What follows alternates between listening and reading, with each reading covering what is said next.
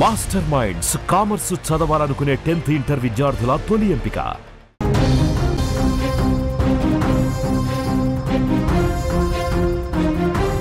మరో breaking news చూస్తున్నాం. America ఎంట్రీతో Iran ఆగ్రహం వ్యక్తం చేస్తోంది. ఇరాన్ కోపంతో రగిలిపోతోంది. అమెరికాపై బాంబులు వేసేందుకు సిద్ధంగా ఉంది. ఇజ్రాయెల్ అమెరికా టార్గెట్ గా బాంబులు వేయడానికి ఆయుధాలను రెడీ చేస్తోంది ఇరాన్. బాలిస్టిక్ క్షిపణులు, అత్యాధునిక ఆయుధాలు మోహరింపుగా ఉంది. ట్రంప్ కు Iran supreme leader Khamenei warning ఇచ్చారు. ప్రతి దాడి తప్పదని ఆయన హెచ్చరిస్తున్నారు. ఎర్ర సముద్రం నుంచి అమెరికాకు వార్నింగ్.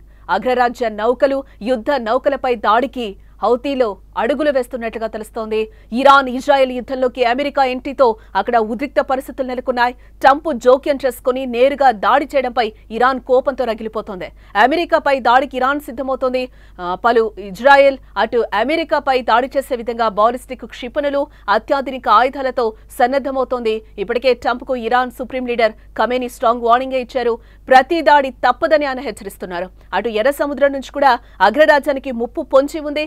అమెరికా దాడి చేయడానికి ముందే హౌతీలు హెచ్చరించారు.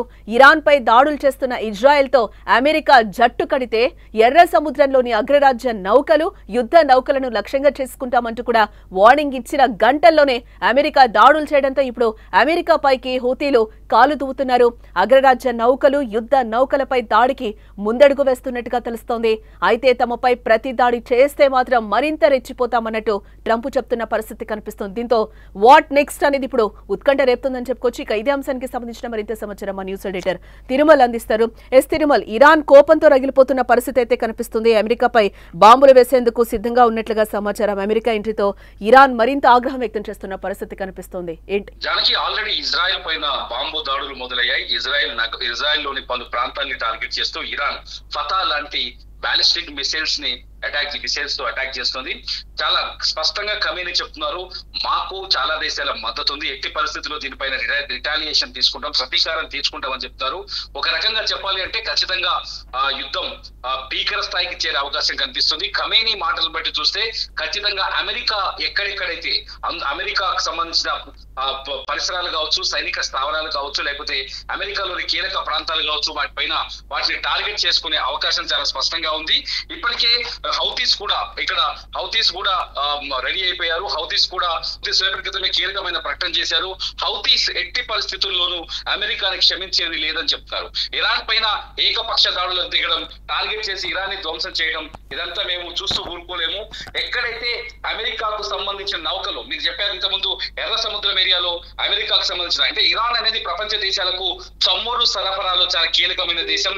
ఇరాన్ నుంచి చమురు ఉత్పత్తులు వస్తాయి. అంతేకాదు ప్రపంచ దేశాలకు చమురు తీసుకెళ్లే నౌకలన్నీ ఇరాన్ కు సంబంధించిన ఒక కీలకమైన భాగం నుంచి, ఎర్ర సముద్రంలోని ఒక కీలకమైన కెనాల్ నుంచి ఈ నౌకలన్నీ ప్రయాణిస్తాయి. ఈ నౌకల్ని టార్గెట్ చేసే అవకాశం ఉందని చాలా స్పష్టంగా చెప్తుంది.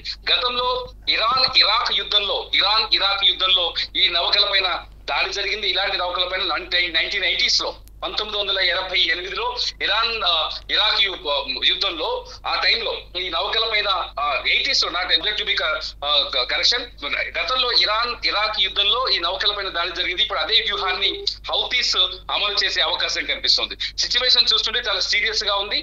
బాంబు దాడులు అయితే కొనసాగుతున్నాయి. ప్రస్తుతం అయితే ఇజ్రాయెల్ పైన ఇరాక్ దాడులు చేస్తుంది. ఇజ్రాయెల్ లోని చాలా ప్రాంతాలని అటాక్ చేస్తుంది. ఇజ్రాయెల్ లో టెలవీవి అట్లాగే జెరూసలేం ఏరియాలో ఇప్పటికే బాంబు దాడులు కొనసాగుతున్నాయి. ఇంటర్నేషనల్ మీడియా సంస్థలు వీటిని చాలా స్పష్టంగా లైవ్ ద్వారా చూపిస్తున్నాయి. చాలా చోట్ల సిచ్యువేషన్ అయితే చాలా సీరియస్ గా ఉంది. చూడాలి అమెరికా ఈ సాయంకాలానికి, కాకపోతే ఈ రోజు అమెరికా పైన ఇరాన్ ఎటువంటి అటాక్స్ చేశావు చాలా వ్యూహాత్మకంగా ఉన్నట్టుగా తెలుస్తుంది. ఒకవేళ సిచ్యువేషన్ చాలా సీరియస్ గా మారితే అమెరికా మళ్ళీ ఎదురుదాడి దిగే అవకాశం కూడా ఉంది. కాబట్టి దీన్ని హ్యాండిల్ చేయడం కొంచెం కష్టంగానే కనిపిస్తుంది చెప్తారు ఎక్స్పర్ట్స్. అంటే మూడో ప్రపంచ మొదలైన పరిస్థితి మనకి కనిపిస్తుందని అనుకోవచ్చు అంటారా? ఇటు ఖమేనీ కూడా సీరియస్ గా తీసుకున్నారు.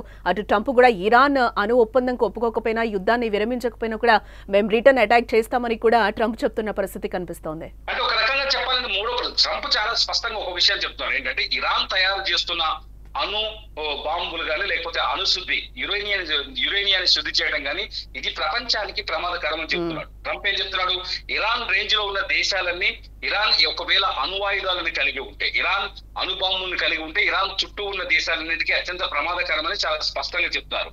ఎప్పటి నుంచో ఇరాన్ కి ఇజ్రాయెల్ కి మధ్య ఉద్రిక్తతల నేపథ్యంలో మొదటి విక్టిమ్ మేమే అవుతామని ఇజ్రాయెల్ చెప్పింది కాబట్టి ఇజ్రాయెల్ అందుకే యుద్ధంలోకి దిగింది. ఈ పరిణామాల నేపథ్యంలో ట్రంప్ తనని తాను చాలా స్పష్టంగా సమర్థించుకుంటున్నాడు. ఇరాన్ అణ్వాయుధాలు కలిగి ఉండకూడదు, ఇరాన్ అణ్వాయుధాలు లేకుండా ఉండాలి, ఇరాన్ అణ్వాయుధాలను కలిగి ఉండకుండా ఉండాలి అంటే ఇరాన్ పైన తగిన చర్యలు తీసుకోవాలి. ఇప్పటి వరకు నిన్న చాలా స్పష్టంగా ట్రంప్ ఒక కీలకమైన వ్యాఖ్య చేశారు, ఇజ్రాయెల్ వల్ల కాదు అని.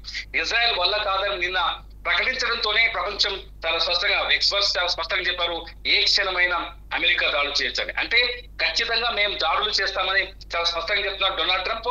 ఇరాన్ ని లొంగ తీసుకునే వరకు దాడులు జరుగుతాయని చెప్తారు. చూడాలి ఇరాన్ కి మద్దతిచ్చే దేశాలు ఎన్ని, ఇరాన్ కి మద్దతిచ్చే దేశాలని బట్టి యుద్ధం తీవ్రత అంచనా వేయొచ్చు. ఇప్పటికైతే స్టేట్మెంట్స్ వరకే కనిపిస్తుంది. ఎందుకంటే పాకిస్తాన్ లాంటి దేశమే, ఇరాన్ కి ప్రాణప్రదంగా ఉన్న పాకిస్తాన్ లాంటి దేశం వెన్నుపోటు పడడంతో ఇప్పటికీ సౌదీ లాంటి ఇతర ఇస్లామిక్ దేశాలు కూడా పెద్దగా ఇరాన్ పైన ఇరాన్ కి అంతర్గతంగా మద్దతు ఇస్తున్నప్పటికీ కూడా ఇరాన్ కి ఓదార్పులాగే మాట్లాడుతున్నారు తప్ప ఇరాన్ ని ఆదుకుంటాం లేకపోతే ఇరాన్ తరఫున పోరాటం చేస్తామనే చర్చ అయితే కనిపించట్లేదు. ఒక రకంగా ఒకవేళ రష్యా చైనా గనక ఈ యుద్ధంలోకి అడుగు పెడితే ఖచ్చితంగా ఇది థర్డ్ వరల్డ్ వార్ వైపు తిరిగే అవకాశం అయితే ఉంది అని చెప్తున్నారు ఎక్స్పర్ట్. ఎస్, అంటే ఇప్పుడే బ్రేకింగ్ న్యూస్ చూస్తున్నాం తిరుమల మనం. ఇరాన్ ప్రతిదాడులు ప్రారంభించినట్లుగా తెలుస్తోంది. అక్కడ అత్యవసర పరిస్థితిని కూడా నెతన్యాహు విధించారు. పలు ప్రభుత్వ కార్యాలయాలు, స్కూల్స్ ను కూడా క్లోజ్ చేసినట్లుగా తెలుస్తోంది. ఏంటి ఈ దాడులు ఇంకా మరింత భీకరంగా కొనసాగే అవకాశం ఉందనుకోవచ్చు అంటారా? ఖచ్చితంగా జానకి, చాలా ఖచ్చితంగా. ఎందుకంటే ఇజ్రాయిల్ ఇప్పటి వరకు ఇరాన్ దాడులు చేసినప్పటికీ ఇజ్రాయిల్ లో ప్రాణ నష్టం జరగలేదని ఇజ్రాయిల్ ప్రకటిస్తూ వస్తుంది. మొన్న హాస్పిటల్ పైన దాడి చేసినప్పుడు కూడా ప్రాణ నష్టం ఎటువంటిది జరగలేదు. కాకపోతే ఇరాన్ కనుక ఇప్పుడు అమెరికా కూడా ఇజ్రాయెల్ తో కలిసి యుద్ధంలోకి రావడంతో ఇరాన్ మాస్ దాడులకి అంటే మానవత్వాన్ని మర్చిపోయి, ఎటువంటి మానవిత్వ కోణాలని మర్చిపోయి దారుణంగా దాడులకు పాల్పడే అవకాశం కనిపిస్తుంది. ఇక్కడ సివిలియన్స్ కూడా తీవ్ర ప్రాణహాని కలిగే విధంగా దాడులకు పాల్పడే అవకాశం కనిపిస్తుంది. సివిలియన్స్ ఇప్పటి వరకు అయితే పెద్దగా నష్టం జరగలేదని ఇజ్రాయెల్ చెప్తోంది. అల్ జజీరా లాంటి మీడియా, ఇస్లామిక్ బేస్ మీడియా అయితే టెల్ అవీవ్, జెరూసలేం, ఇజ్రాయెల్ కూడా చాలా ప్రాంతాల్లో నష్టపోయింది. చాలా ఇజ్రాయెల్ లో ఉన్న చాలా ఆర్మీ పోస్టుల్ని లేకపోతే ఆర్మీ ఆఫీసుల్ని ఈ స్థావరాలని ధ్వంసం చేస్తోంది ఇరాన్ అని చెప్తుంది. నిన్న ఫతా 2 లాంటి భయంకరమైన మిసైల్స్ ను కూడా ఇరాన్ ప్రయోగించిందని చెప్తోంది. యుద్ధం ఇరాన్ ఇజ్రాయెల్ మధ్య భీకర స్థాయికి చేరింది. అమెరికా దాడుల తర్వాత ఇది రెట్టింపు అయ్యే అవకాశం అయితే చాలా స్పష్టంగా ఉంది. మీరు చెప్తున్నట్టుగా ఇప్పుడు ఇజ్రాయెల్ ఖచ్చితంగా ఇరాన్ ని ఎదుర్కోవాల్సిన అవసరం ఉంది. ఎందుకంటే ఇజ్రాయెల్ కి రక్షణ కవచంగా ఉన్న ఐరన్ డోమ్ కూడా లీక్ అయిందని ఒక చర్చ జరుగుతుంది. ఐరన్ డోమ్ ఇరాన్ మిసైల్స్ ని అడ్డుకోలేకపోతుందని చర్చ జరుగుతుంది. అదే జరిగితే ఖచ్చితంగా ఇజ్రాయెల్ మరింత తీవ్రమైన పరిణామాలను ఎదుర్కొనే అవకాశం మాత్రం చాలా స్పష్టంగా కనిపిస్తుంది. ఇప్పటికే ఇజ్రాయెల్ లో ఉన్న ఇతర దేశస్తుల్ని, బ్రిటన్ కావచ్చు, అమెరికా కావచ్చు, లేకపోతే భారత్ కావచ్చు, ఇతర విదేశీయుల్ని వాళ్ళ దేశాలకు తరలిస్తున్నారు. సిచ్యువేషన్ ఖచ్చితంగా బ్యాడ్ సిచ్యువేషన్ కనిపిస్తుంది. చాలా దారుణమైన పరిస్థితి అయితే కనిపిస్తుంది జనకి. ఎస్, అంటే ఇప్పుడు మనం బ్రేకింగ్ కూడా చూస్తున్నాం తిరుమల. అంటే ఇరాన్ ప్రతిదాడులు ప్రారంభించే నేపథ్యంలో ఇజ్రాయెల్ ప్రజలందరూ కూడా అక్కడి నుంచి పారిపోతున్న పరిస్థితి కనిపిస్తుంది. ఇరాన్ అటాక్స్ అయితే మొదలుపెట్టింది. ఇటు అమెరికా మీద కూడా ప్రతీకారం తీర్చుకుంటామని చెప్పి ఇటు ఖమేనీ చెప్తున్న పరిస్థితి కనిపిస్తుంది. ఇప్పటికి ఉన్నట్టుండి ఏమైనా జరగచ్చని అనుకోవచ్చు అంటారా? ఊహించలేనిది ఏమైనా జరగబోతుంది అనుకోవచ్చు అంటారా? ఖచ్చితంగా జరుగుతుంది, అది కనిపిస్తుంది కదా మనకి. ఇప్పుడు మీరు చెప్తున్న ప్రకారం చూస్తే, మీకు అందుతున్న బ్రేకింగ్ న్యూస్ ప్రకారం చూస్తే దాడులు మొదలైనవి చెప్పొచ్చుగా. ఈ దాడులు ఎడతెరిపి లేకుండా కొనసాగొచ్చు. వీటిని ఎదుర్కోవడానికి ఇజ్రాయెల్ కూడా అటాక్ చేయొచ్చు. ఈ సమయంలో మళ్ళీ అమెరికా కూడా ఇజ్రాయెల్ తరఫున పోరాటంలోకి దిగొచ్చు. ఇప్పటికైతే ఇరాన్ కి అంతర్గతంగా సపోర్ట్ చేసిన దేశాలు ఉన్నాయి కాబట్టి ఇరాన్ ఖచ్చితంగా మాస్ అటాక్ చేసే అవకాశం అయితే కనిపిస్తుంది జనకి. ఎస్, అంటే ఈ సపోర్ట్ చేస్తున్న దేశాలు కూడా ఏవైతే ఇరాన్ కి రష్యా కూడా సపోర్ట్ చేస్తున్న పరిస్థితి కనిపిస్తుంది. ఈ నేపథ్యంలో రష్యా కూడా ఇటు ఏమన్నా మాట్లాడే అవకాశాలు ఉన్నాయా? అటు ఆల్రెడీ కూడా ట్రంప్ పాకిస్తాన్ ని ఒప్పించిన సందర్భం కనిపిస్తుంది. పాకిస్తాన్ ఒప్పుకున్న తర్వాత వెంటనే దాడులు చేయడం కూడా ప్రారంభించింది అమెరికా. ఒక విషయాన్ని ఇక్కడ గుర్తుపెట్టుకోవాలి. ఒకటి ఏంటంటే, అమెరికా ఎప్పుడైతే ఇరాన్ పైన దాడులు చేయాలనుకుందో దానికి అనుకూలంగా పరిస్థితులన్నింటినీ మార్చుకుంది, చాలా స్పష్టంగా మార్చుకుంది.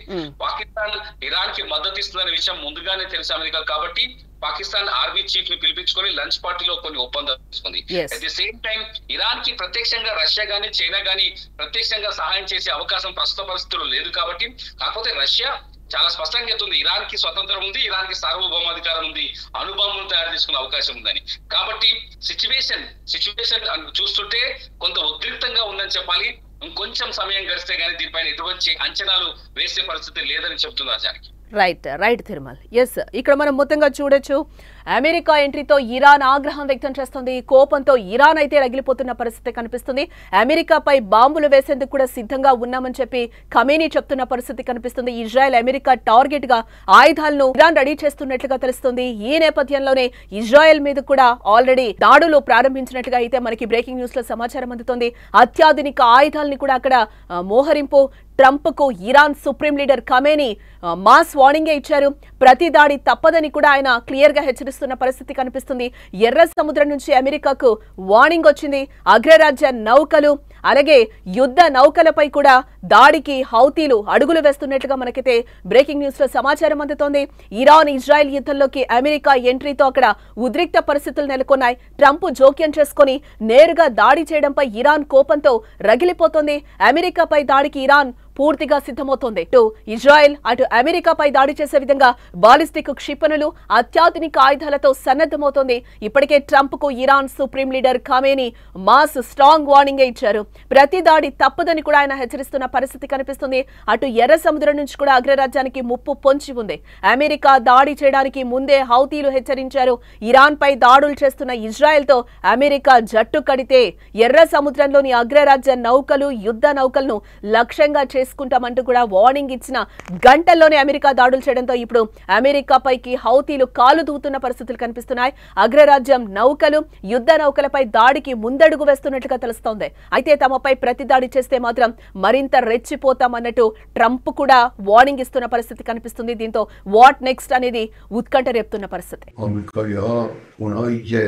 با سیاست‌های این منطقه آشنا هستند می‌دانند که ورود آمریکا در این قضیه 100% به ضرر اوست.